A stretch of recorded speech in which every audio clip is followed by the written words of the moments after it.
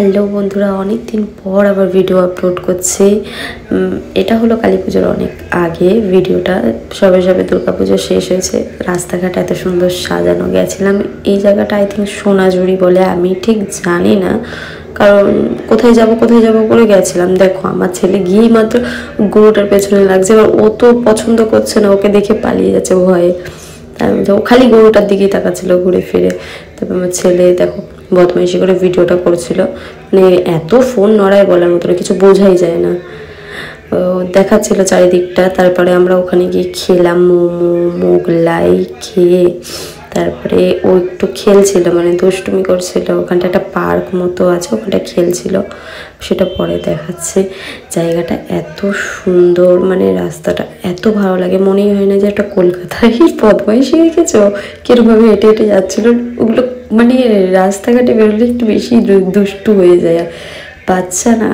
আর এই যে জায়গাটা দেখো, সল্টলেকের ওদিকটা গেলে একদমই মনে হয় না যে কলকাতার মধ্যে আছি, লাগে যেন কলকাতার বাইরে। কি সুন্দর জায়গাটা, এতটা পরস এরিয়াটা, এত সুন্দর। দোলার জন্য লোক পাচ্ছিল, একবার এটাই বসছে একবার ওইটাই বসছে, একাই বলছে কি তুমি আসো, আমাকে ডাকছিল। এবার আমার ওয়েট আর ওর ওয়েট কি সমান? পাচ্ছিল না বলে বেচারা একা বসতে পারছিল না, তারপর লাস্টে উঠেই গেল। তারপরে গেছিলাম এই সামনে যে পার্কটা, এই পার্কটার মধ্যে আই থিঙ্ক 9টা কি 10টার মধ্যে বন্ধ করে দেয়। গিয়ে দেখো স্লিপ চড়তে পড়েছে বালির মধ্যে, আমাকে পেছন করে দেখাচ্ছে, দেখো তো বালি লেগে গেছে। মানে ওর ঢং অঙ্গি ভঙ্গি যত বড় হচ্ছে আরও দুষ্টুমি কেমন বসেছিল, দেখেও হাসি পায় মাঝে মাঝে। ওর ভিডিওগুলো আমি এই জন্যই শ্যুট করে রাখি যে ওর ভিডিওগুলো পরে দেখলে আমার খুব ভালো লাগে।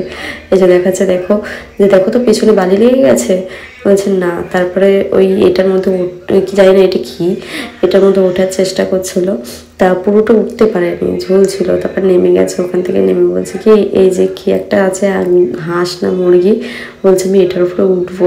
তো অনেক চেষ্টা করেছিল, উঠতে পারছিল না, ওঠার চেষ্টা করে পারেনি।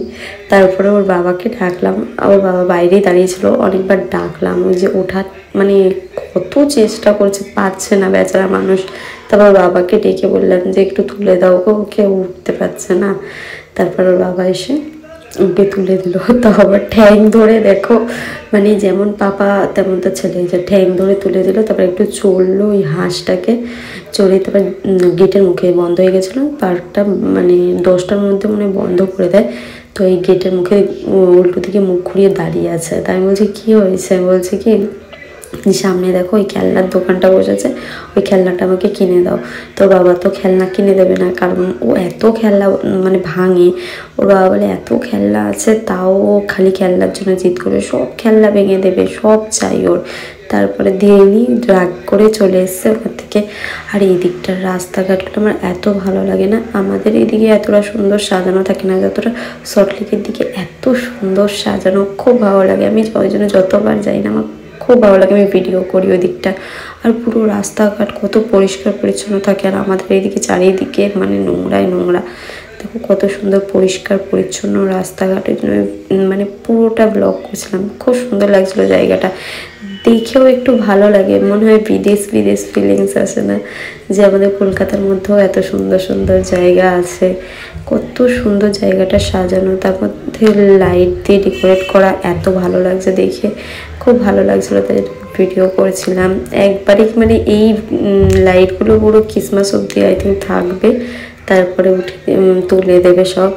আমি এমনি সময়ও গেছি, দেখি ওরকমই থাকে প্রায় সময়। তারপর ওখান থেকে এসেছিলাম চা খাবো বলে, দেখো চেয়ার পাইনি, বলছে আমি চেয়ারে বসে আছি। বস ঠিক করে বলছে চেয়ারে এসে বস, বলে কি না এই তো চেয়ারে বসে আছি। ওর ঢং দেখছো, অঙ্গি ভঙ্গি দেখলে মানে হাসি পায়, এটা নাকি ওর চেয়ার, ইনভিজিবল চেয়ার। তারপর আমি একটু চা খেয়ে নিলাম, খেয়ে দিয়ে বাড়ি চলে এলাম। আর আমার বরের মুখটা দেখো, এর মুখ কোনোদিন হাসি দেখতে পারবে না, যখনই দেখবো মুখটা গোমরা মুখ হয়ে থাকে। কেন কোথাও নিয়ে যেতে বললেই না আমাদের ঘরে ঝামেলা অশান্তি হবে। আর নিয়ে গেছিলো ঘুরতে, তার মধ্যে মুখটা একটু ভাতে হারিয়ে গেছে, কিসের জন্য হয়েছিল আমি ঠিক জানি না, মানে এখন মনে পড়ছে না, কিছু একটা কারণে হয়েছিল যেন মুখটা হাঁড়ি করে রেখেছিল। তারপর আমরা ওখান থেকে চলে এলাম বাড়িতে, অনেক রাত হয়ে গেছিলো, ফিরতে মনে হয় 12টা বেজে গেছিলো, এখন আর মনে নেই। যাই হোক, ব্লগটা যদি ভালো লাগে লাইক কমেন্ট আর শেয়ার করে